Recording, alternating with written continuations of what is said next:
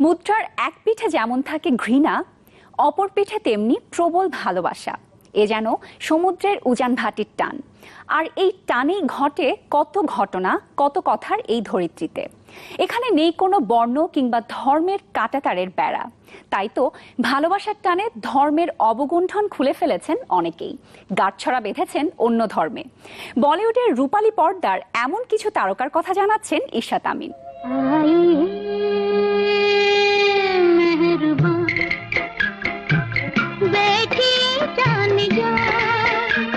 মধুবালা বলিউডের পর্দা কাঁপানো এক কিংবদন্তির নাম। আসল নাম মুমতাজ জেহান দেহলভি। সাধারণ মানুষ তো বটেই, তখনকার ডার্ক সাইটে নির্মাতা অভিনেতারাও তাকে বিয়ে করার জন্য পাগল ছিলেন। দিলীপ কুমারের সাথে প্রেমের সম্পর্ক থাকলেও ঘর বাঁধেন আরেক কিংবদন্তি গায়ক ও অভিনেতা কিশোর কুমারের সাথে, যিনি ছিলেন হিন্দু ধর্মের।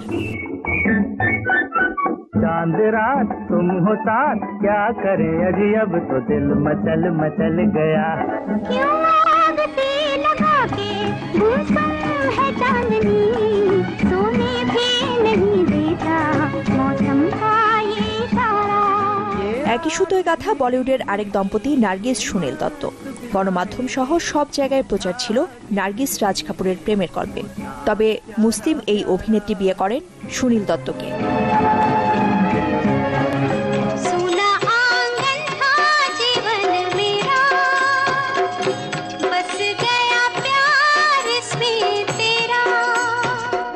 ভারতের আরেক অভিনেত্রী শর্মিলা ঠাকুর বিয়ে করেন ভারতীয় ক্রিকেট দলের একসময়ের অধিনায়ক মনসুর আলী খান পতৌদি।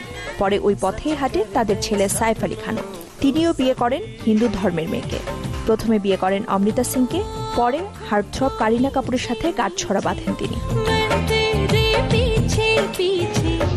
कभी कहीं लग जाए दिल तो कहीं फिर दिल ना लगे। শাহরুখ খান সিনেমায় আসার আগেই বিয়ে করেন ব্রাহ্মণ পরিবারের মেয়ে গৌরী সিব্বারকে। গৌরী তার নামের শেষে খান ব্যবহার করলেও ধর্মান্তরিত হননি। এছাড়া একই ছাদের নিচে দুজনই তাদের নিজ ধর্ম পালন করেন।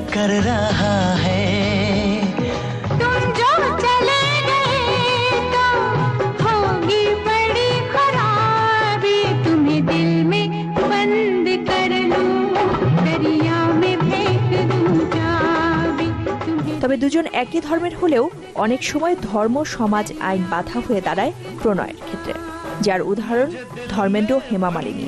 প্রথম স্ত্রী ধর্মেন্দ্রকে ছাড়তে না চাইলে ইসলাম গ্রহণ করে এই বাধা দূর করেন তিনি। বিয়ে করেন ড্রিম গার্ল হেমাকে।